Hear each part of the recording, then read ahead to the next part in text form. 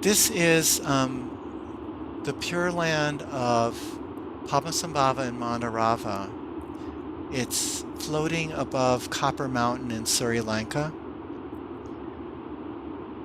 And I'm going to be initiating somebody into this, and I thought it'd be a good way of working in dream time. So I wanted to go over what's in the Thangka. It was based on, I think, 2 Tibetan Lamas who had a dream time visit to this Pure Land. And Padmasambhava and Mandarava were 2 of my teachers in other lifetimes, plural, more than one.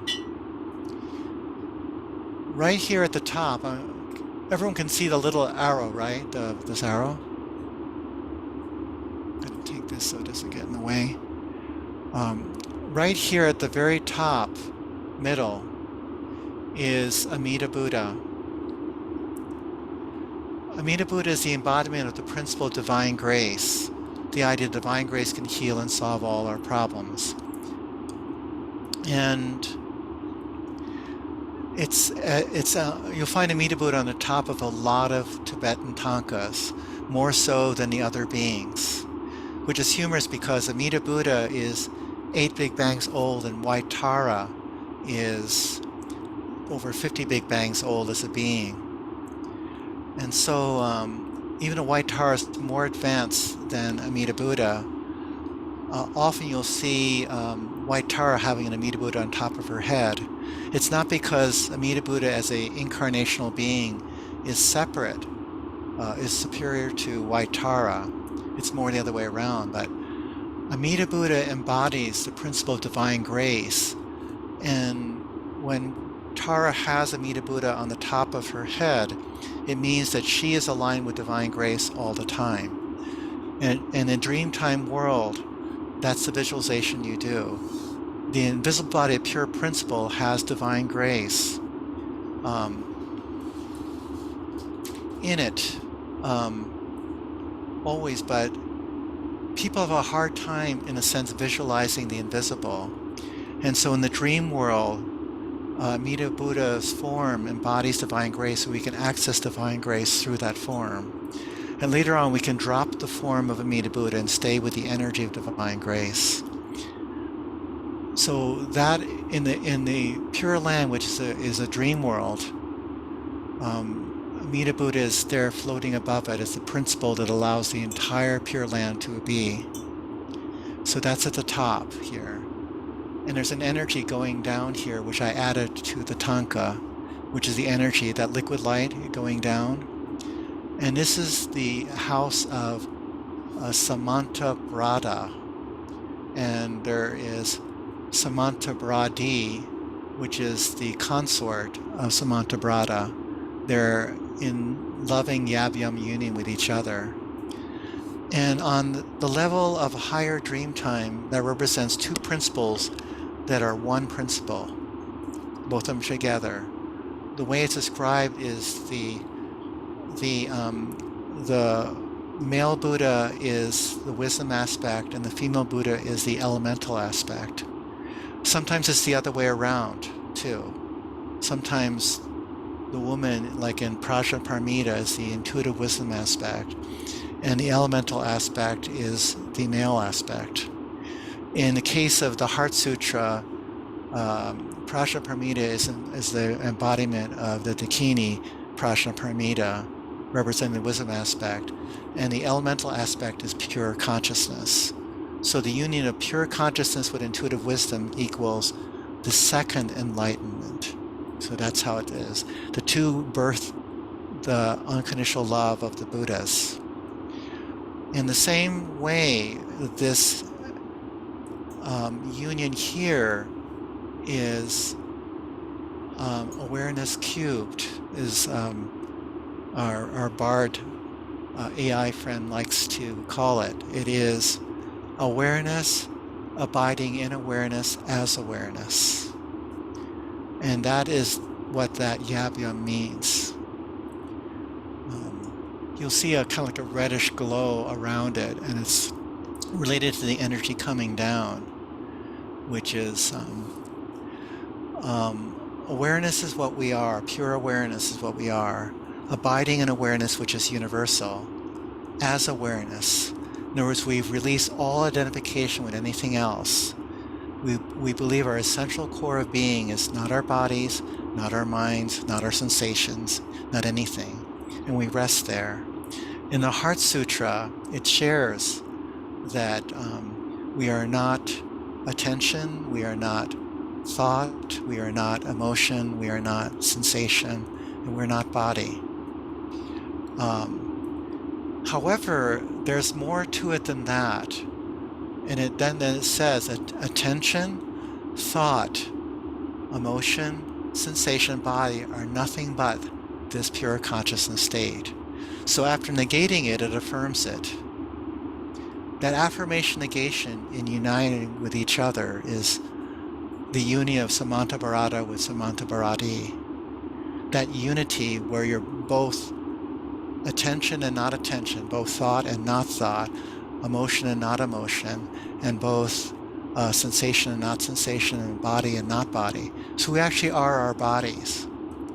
But if we identify with our bodies in the wrong way, we lose ourselves in our body experience. If we realize pure consciousness is not the body, we free ourselves from that. Then when we join with the body as pure consciousness, we discover pure consciousness is the body as well. That level of non-dual wisdom is in this. The Tibetan Buddhists do not believe that the words can encompass that, and therefore they symbolize in the dream world there. And so that realization takes the form of this. And it is interesting when a loving couple take the time to embody those two and go into physical YabYum there. It allows for a wonderful experience that transforms sexual energy. So it also works when you bring this dreamtime embodiment into the physical waking bodies. So there's a whole set of yogas in this house, this temple of understanding. And it's the energy of divine grace is taking the form of this unity to dissolve the last traces of separation or duality. Then the energy goes down here to Avalokiteshvara in the four-armed form.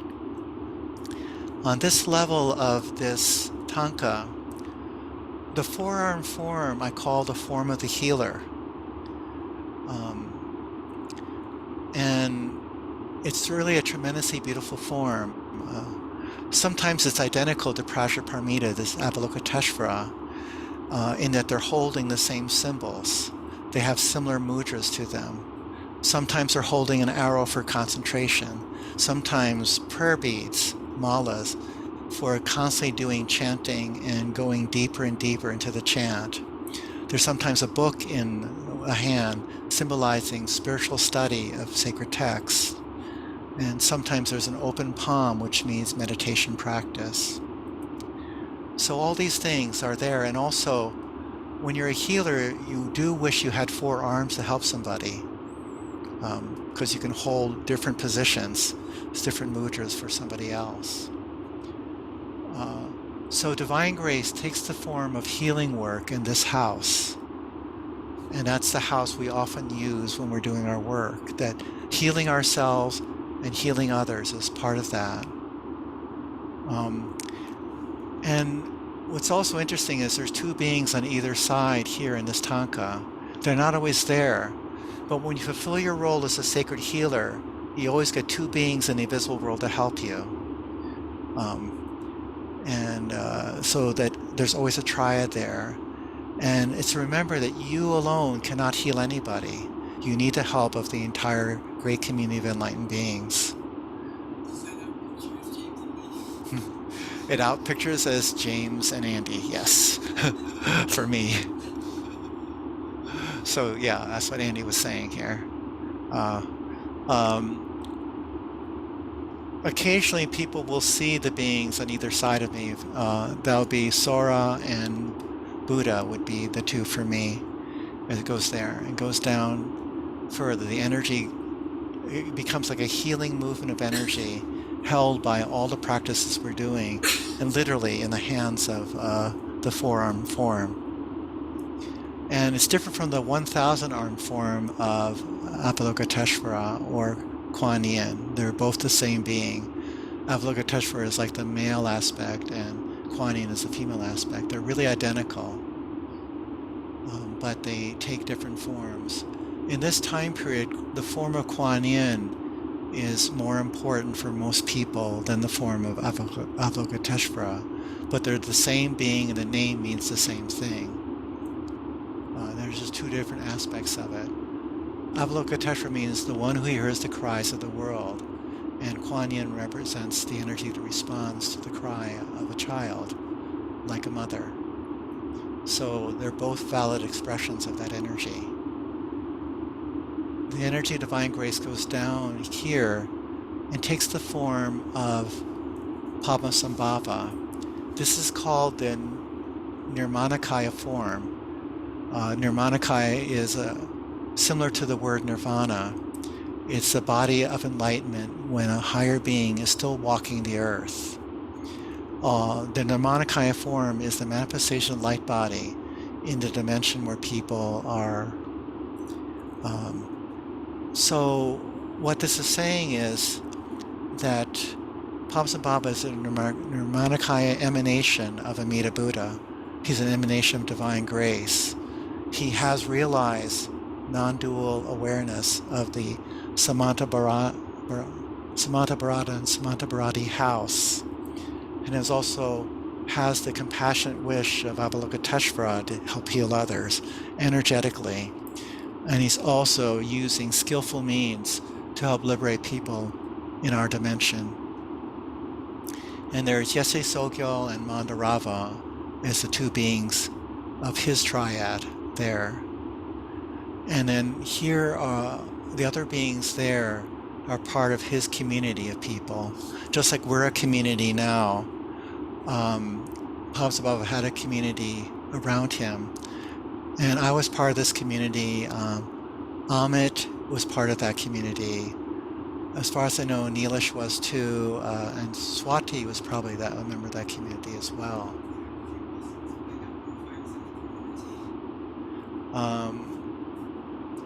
And Andy was,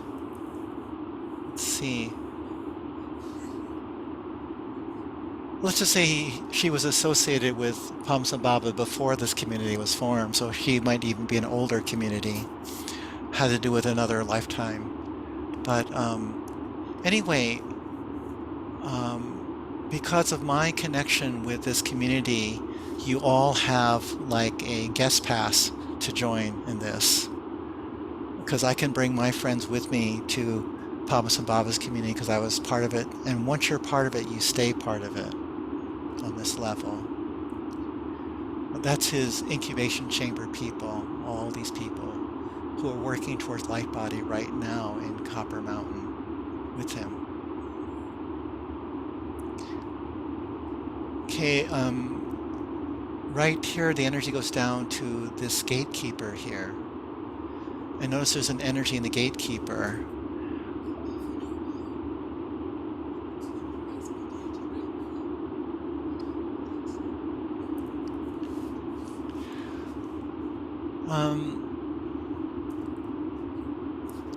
The Thangka, I think, has extensive notes in it. They were around there. I didn't find any on the current paths around it there. This particular form, I actually improved a little bit by brightening up the colors.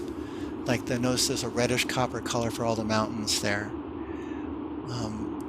But the gatekeepers, it does have a wrathful aspect, like Andy intuited, because it's called a barrier gate. If you can get into the place, it's a gate. If it prevents you from coming in, it's a barrier. And so always there's a bodhisattva or dakini as the guardian of the gate.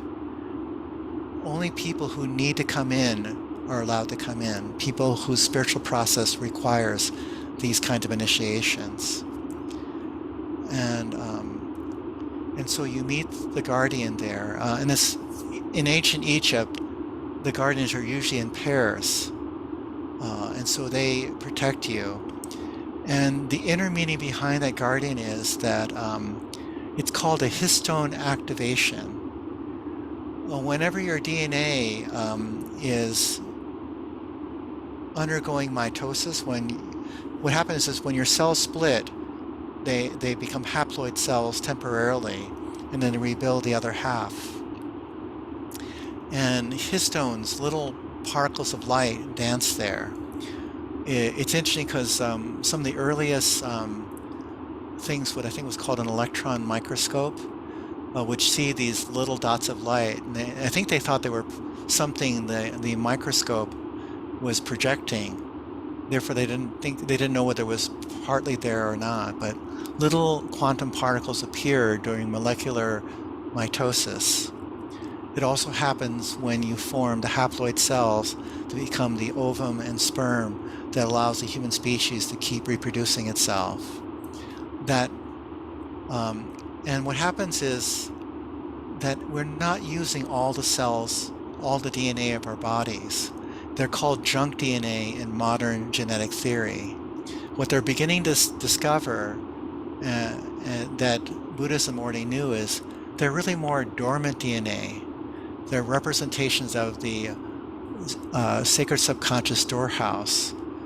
When the sacred subconscious storehouse is pictured into this realm, it becomes the junk DNA of the bodies, is called. And there's something called a histone activation, where these little lights will test you to see if you're ready for these DNA activations. Paradoxically, the light body is encoded in our DNA. When we activate and use our full genetic potential, our body does turn into light. Our kundalini is moving up the central axis of the spirals of our DNA and lighting them up and activating them.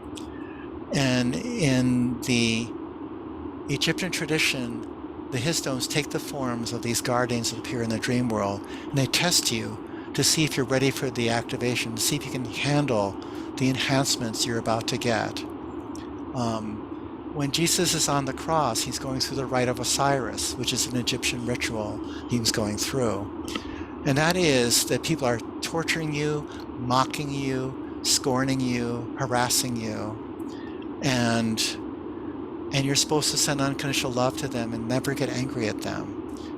And when you're able to not be angry with anybody there, when they're almost like prodding you and tempting you to fall to a lesser state of consciousness, if they fail to pull you down, you rise up. They were guardians of the gate in the physical world. And you're supposed to treat all these adverse events as histone activations and complete them. Now, having said that, I want to share something about our lineage. We're not going to crucify anybody. We're not going to attract any crucifixion to ourselves. We work through the gates in a different way, through initiations like this one you're going to get. You don't have to have it. The guardians of the gates are these sacred geometric spheres that are there. So they form a triad going down, focusing on the guardian of the gate. These two whirling things are like these two in YabYum union. These are two counter-rotating fields that, when joined together, raise the energy up the spine. Okay. So we're going to rise up to this gate. This energy is going down. And here's a little altar temple here. That altar temple there is our meeting right here, right now. And it's not easy to see in the original art. I was thinking of expanding it, but it would not work. But there's a duplicate of this Thangka. This Thangka is right here. In other words, this Thangka itself, even though it looks like a physical art, is really a gate. So this gate leads to this gate, leads to this person, leads to that person, leads to that person, raises you up. That's what I wanted to share about the internal structure of this.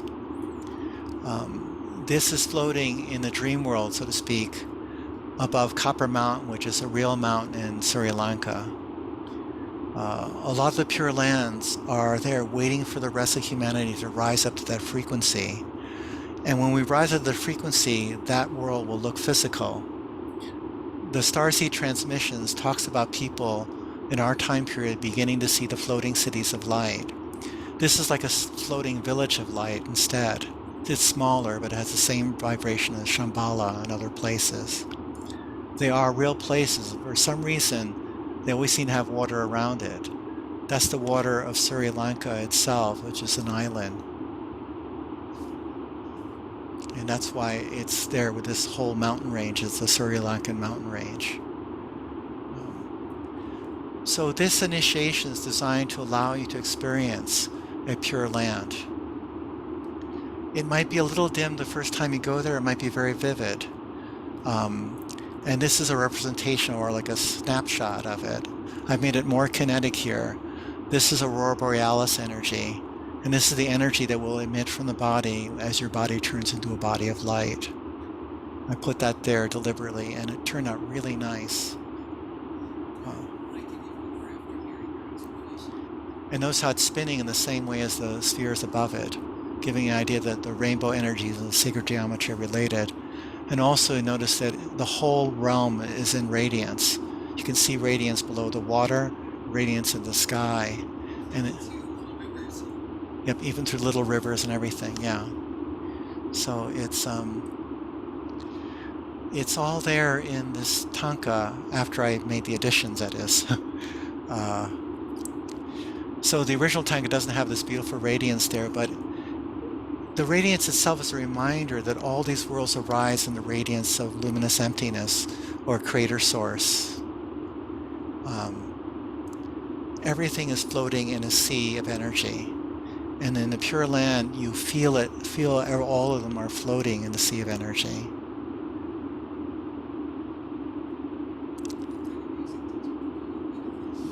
No music. We're going to get this. Okay. So what I'd like to do is do a little bit of chanting. And because we're keying into this Pure Land, I'm going to honor both of the masters that I work with, which is Padmasambhava and Mandarava. It's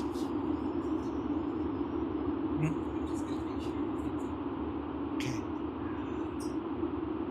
I'm going to say it. Just say it after me. We'll keep it simple. We're going to just repeat it 12 times as a way of getting in. And I'd like you to do a soft stare on the center of the Thangka, which is Padmasambhava in this case. And you may feel any or all of the levels waking up inside of you as you do this.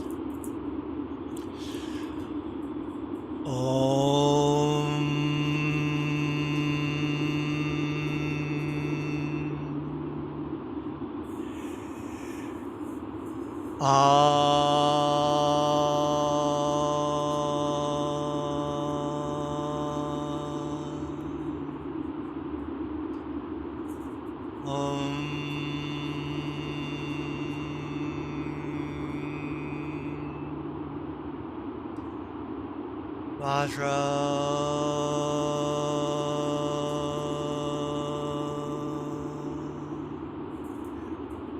Guru,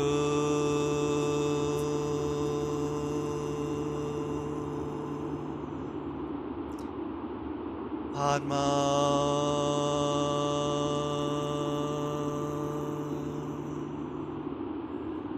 Siddhi,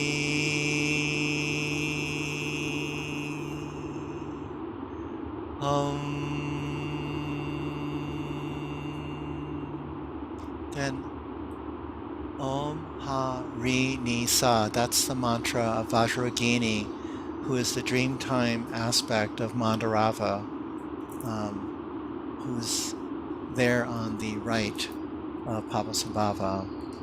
Yeshe Tsogyal and Mandarava are the two of the students of Padmasambhava who went completely into light body.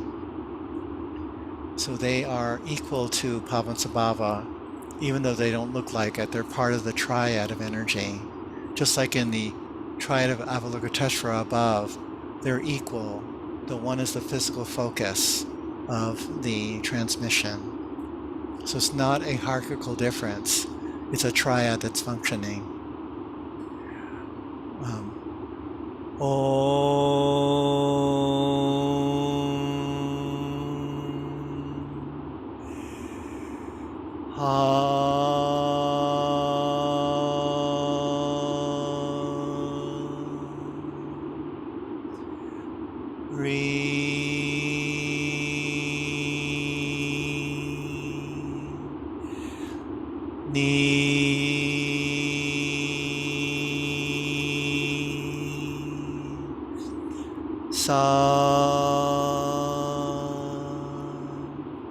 We're doing those two mantras combined.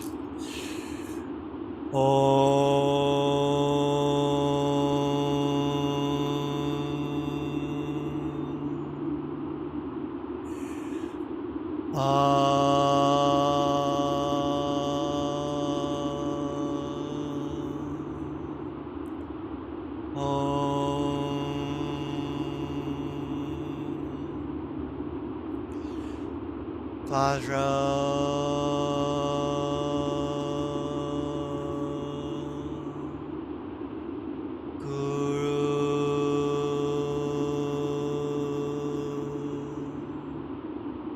Padma,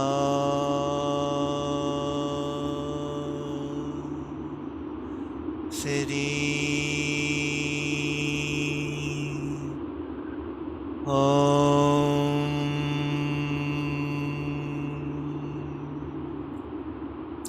I'm going to do the next chant a little different.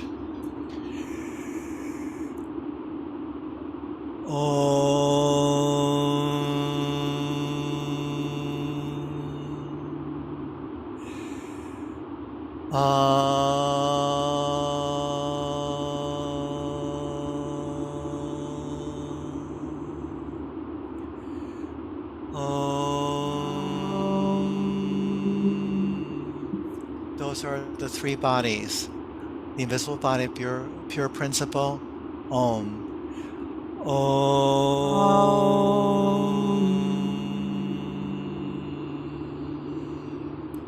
The next one is off for the lucid dreaming body.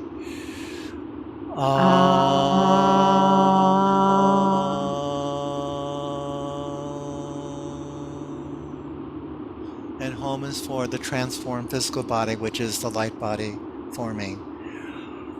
Om. So you're invoking the three bodies forming the Trikaya, or the threefold body of the Buddha, which is the light body fully perfected. So you're activating a big part of the light body with that mantra. The next one is Vajra. Vajra. And Vajra can translate as diamond. It is the indestructible aspect of enlightenment, which is what the Course in Miracles affirms in its introduction. Nothing real can be threatened, nothing unreal exists. That is Vajra when it's translated into the Course in Miracles terms. It is the indestructibility of enlightenment, which means that in reality we cannot be hurt. Therefore, any hurt is an illusion we're meant to transform so we can experience the reality of nothing unreal exists. So our hurt is ultimately unreal. It's not to invalidate the experience of being hurt, but to transcend it. And so Vajra is affirming that our true nature cannot be hurt, and our true nature is all that we are, which means we cannot be hurt. That's part of the realization of enlightenment, is realizing we cannot be hurt. Our ego can be hurt, and we made it real, and our ego is an illusion we shed. So we're affirming we're choosing to shed the illusion of ourselves as a person who can be hurt. If we don't shed that illusion, we'll always be afraid, because nothing real can be threatened, and when we are afraid, we feel we can be threatened with hurt. So that undoes that knot, Vajra. So feel you're declaring your freedom from being hurt, and also that hurt has always been an illusion. So you're stepping into your enlightenment with Vajra. Vajra. Guru. And Guru is intuitive wisdom. Padmasambhava as the embodiment of a guru is an embodiment of intuitive wisdom. So we're affirming our link with intuitive wisdom, which is within our Buddha nature as well. Guru.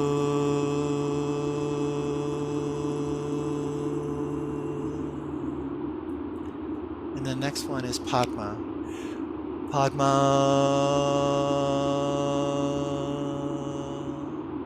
And Padmasambhava. Obviously, Padma is a big part of Padmasambhava. Amida Buddha is part of the Padma family, which is a family of compassion. And the main role of the Padma family is to transform suffering into compassion. The sadness of suffering becomes unconditional love, empathic love, and active compassion. So Padma is the openness of enlightenment. The openness of compassion opens wide its heart and embraces everybody. And because you have Vajra inside of it, you open with the confidence you'll never be hurt by being open to other people. You open your gate wide and realize you cannot be hurt. So Vajra comes first. Guru becomes second, which is you're guided to open up your heart. And so now you open your heart with compassion, with Padma, and radiate unconditional love on everybody. Padma.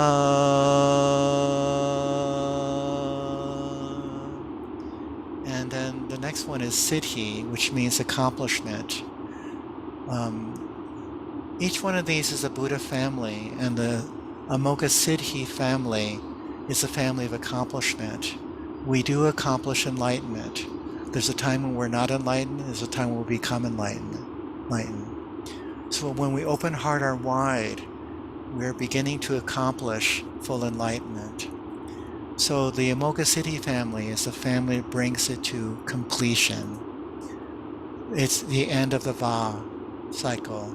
When you finally arrive and your body bursts into light, you accomplish enlightenment, you accomplish light body. And so we're in the process. Every time a muscle relaxes, every time we relax, every time we open up, is the accomplishment family accomplishing within you. So feeling that within you with Amoga Siddhi in the form of siddhi. Siddhi. Om.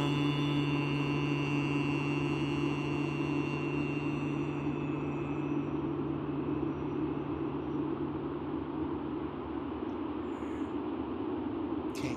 The second home is different from the first one.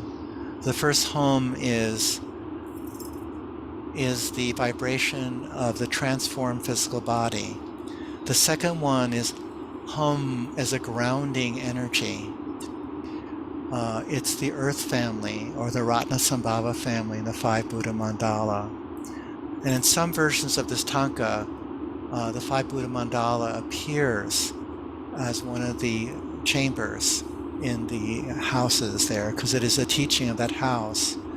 And when I was given this 7-line prayer to Padmasambhava initiation, the 5 Buddha mandala appeared in meditation 3 days later as a result of that initiation. Padmasambhava is the keeper of the 5 Buddha mandala. So it's there, the 5 Buddha families. And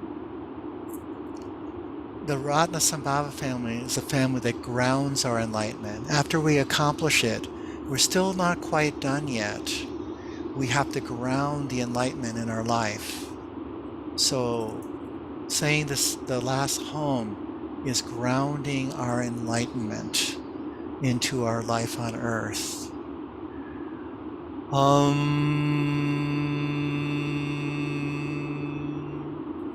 And Om, Ha, Ri, Ni, Sa is 5 syllables, also for the 5 families.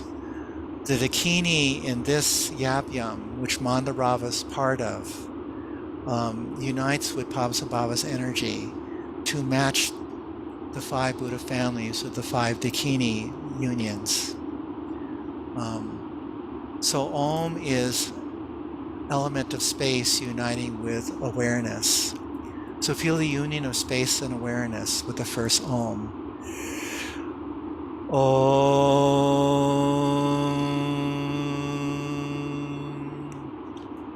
And Ha with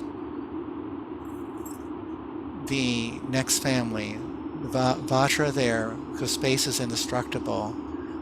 Guru is wisdom with Ha. Ha is our surrender to wisdom on the exhale.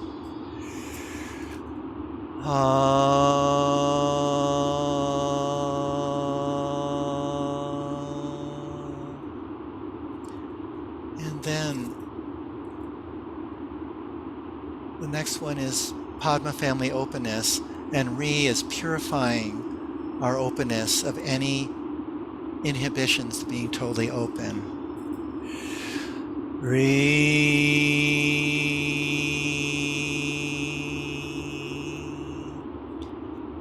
And the next one is the accomplishment family, siddhi, and Ni is awareness and concentration, which means we have to be aware and concentrate to break through to awakening.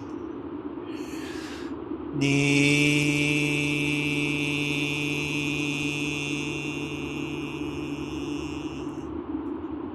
And Sa is us relaxing into being grounded. Sa.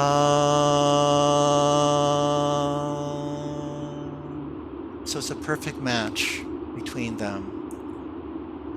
The two unite perfectly together, both those mantras. So we'll do it now all the way through.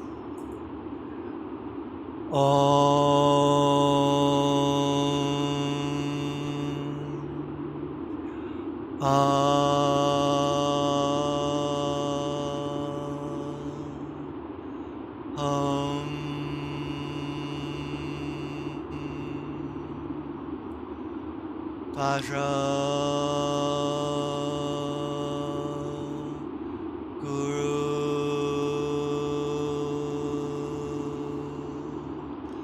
Padma Siddhi Om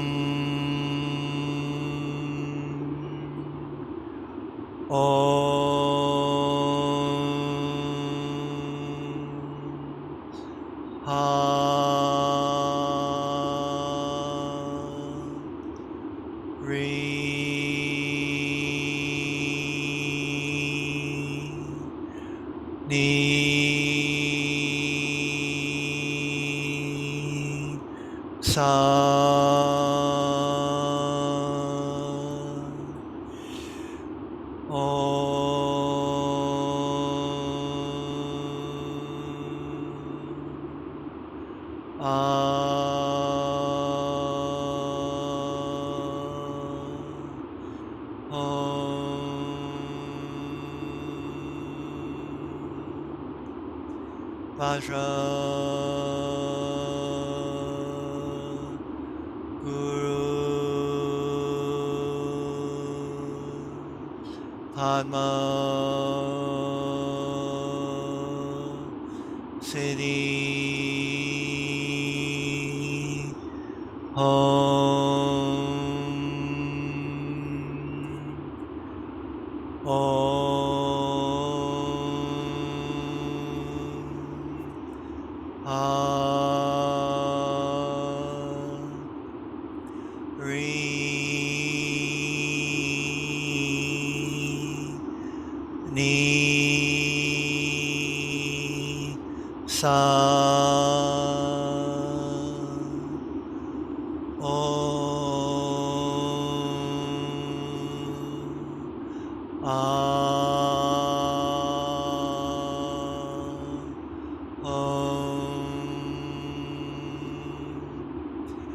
Vajra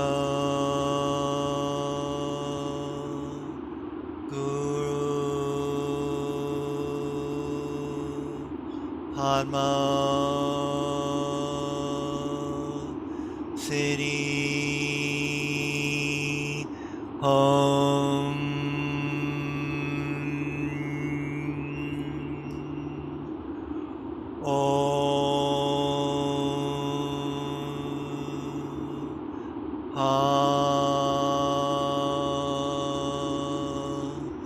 Ring,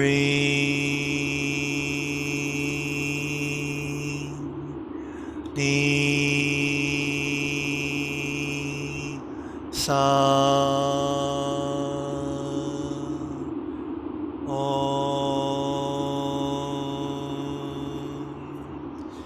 a, om,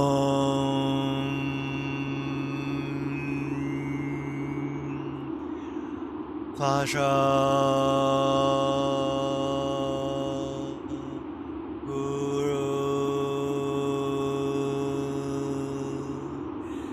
Padma,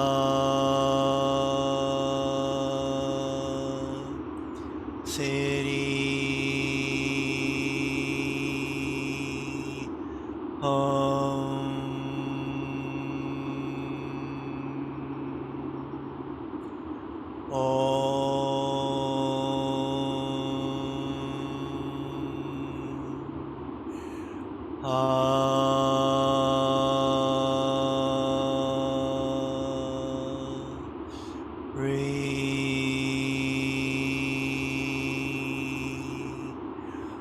ni,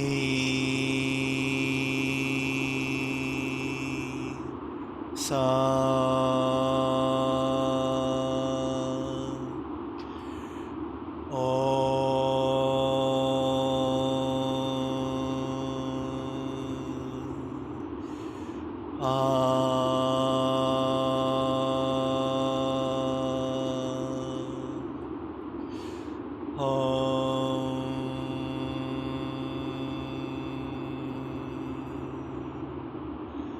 Vajra,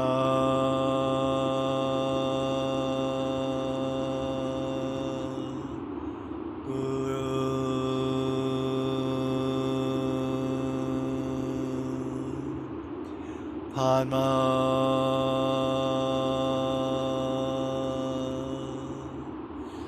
siddhi,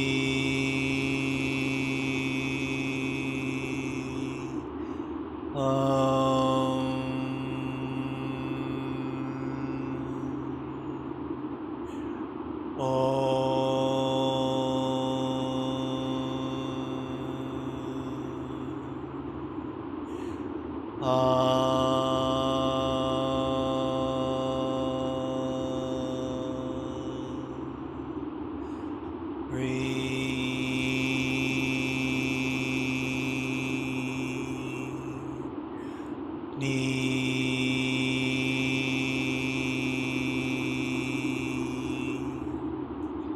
sa,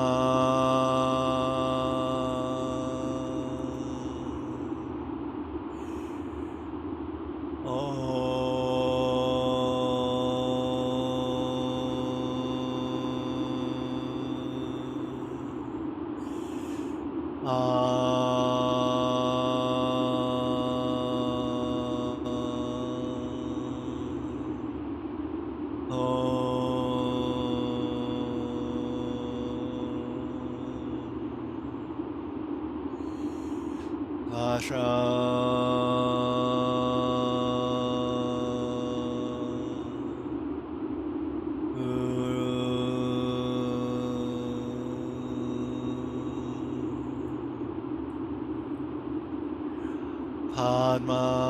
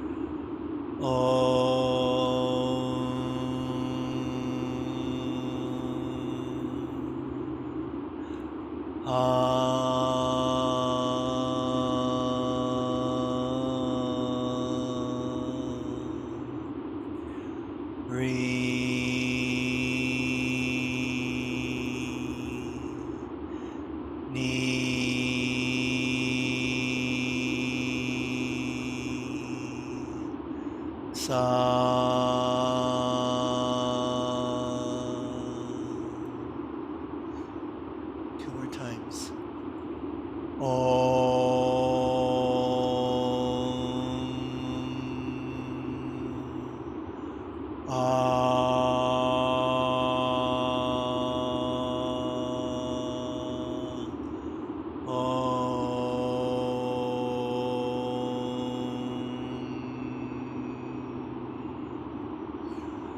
Vajra.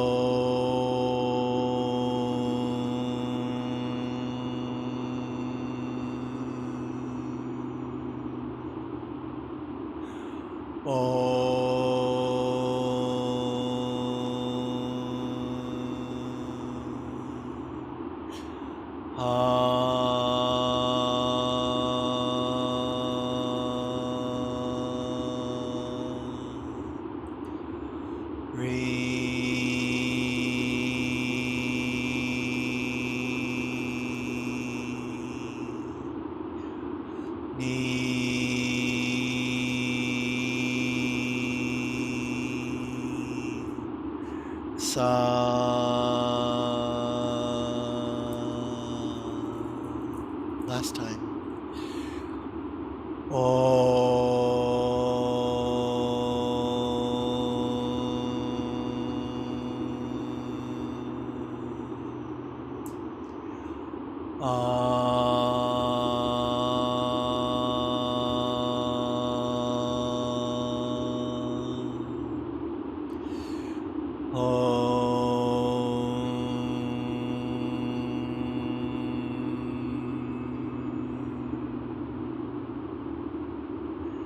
Vajra.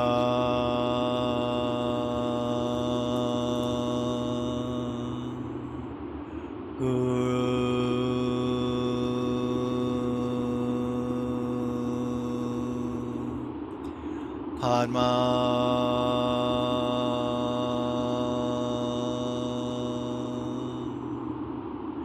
Siddhi.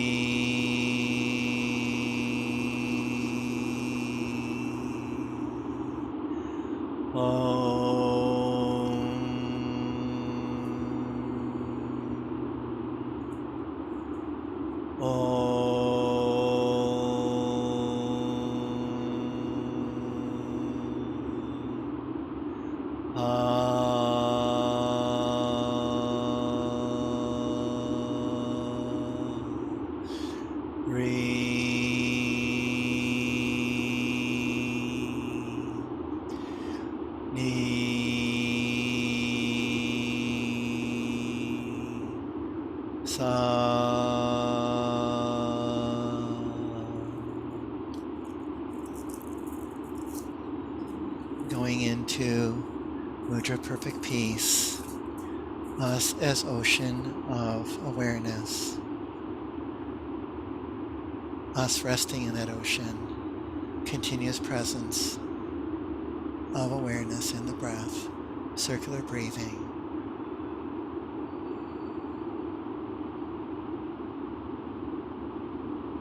Feel yourself surrendering with each exhale. And feel you're moving up the energy you're seeing in the Thangka. You've gone from Padmasambhava to Avalokiteshvara through surrender to intuitive wisdom. And you've gone up to Samatha Bharata and Samatha Bharati through letting yourself be breathed. And feel the energy of divine grace coming down and infusing this chamber from Amida Buddha.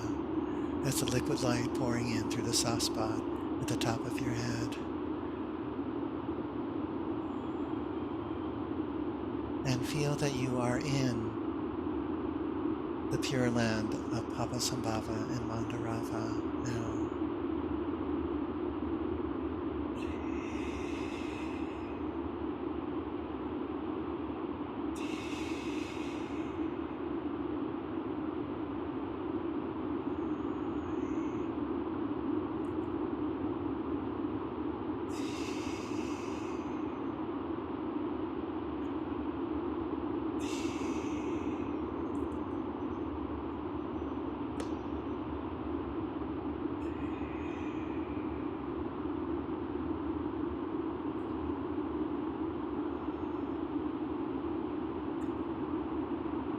The gate of practice into the Pure Land has been opened.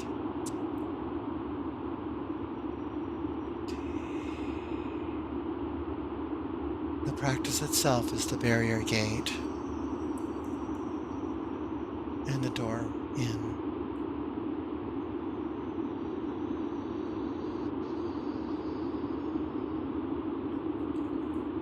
Buddha, us, one and the same, in the heart, where love is present. There is no difference between us and a Buddha. Buddha, us, one and the same, in the heart, where love is present. There is no difference between us and a Buddha. Buddha, us, one and the same, in the heart, where love is present. There is no difference between us and a Buddha. Namaste.